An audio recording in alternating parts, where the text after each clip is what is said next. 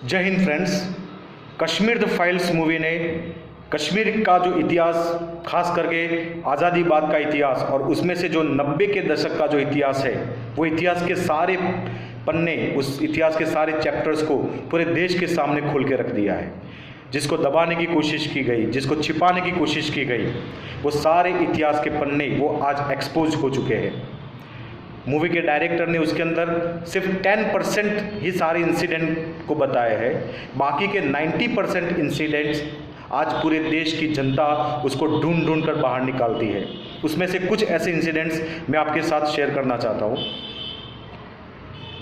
कि हमारे देश के अंदर दिसंबर 1989 में हमारे देश के होम मिनिस्टर चेंज होते हैं। मुफ्ती मोहम्मद सईद वो हमारे देश के होम मिनिस्टर बनते हैं और 1989 में उनके होम मिनिस्टर बनने के बाद कश्मीर के अंदर एक किडनैपिंग का दौर शुरू होता है और उसमें पहला उसकी बेटी को टारगेट बनाया जाता है। रुबिया उसको किडनैप की जाती है। उसके बाद उसको छुड़वाने के लिए मिलिटेंट्स को छोड़े जाते हैं और फिर उसके बाद किडनैपिंग का वही दौर शुरू होता है और इस तरीके से कश्मीर के अंदर 50 से 60 मिलिटेंट्स दिसंबर 1989 टू जनवरी 1999 इतने सारे मिलिटेंट्स को गवर्नमेंट छोड़ देती है। और उस टाइम पे किसकी गवर्नमेंट थी? फारूक अब्दुल्ला की गवर्नमेंट थी। तो ये एक नोट करने वाली बात है। और ये सारे मिलिटेंट्स को इस विदिन अ 1 मंथ सारे मिलिटेंट्स को छोड़ देते हैं।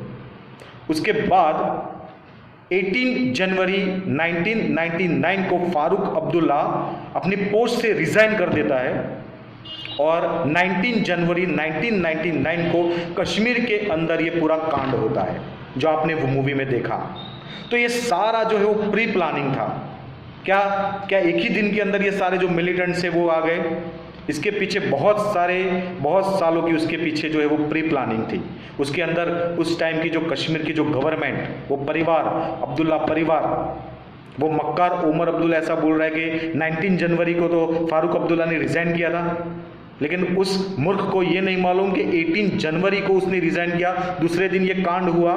तो ये प्री प्लानिंग था ये पूरा। तो इन शॉर्ट ये सारी जो घटनाएं हैं वो एक दूसरे से, ये सारी कड़ियों को अगर हम मिलाएं तो कश्मीर के ऊपर कितनी कॉन्स्पिरेसी हुई। मिलिटेंट्स, पाकिस्तानी ऑर्गेनाइजेशन, कश्मीर की गवर्नमेंट और इतने सारे जो लोग मिले हुए जो थे वो सारी इस मूवी के जरिए सारे जो एक्सपोज हो चुके हैं।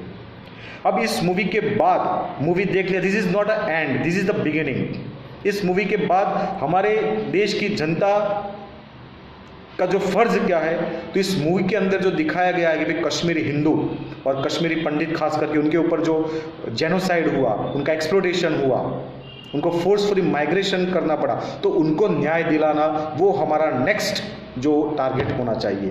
That is the right to justice.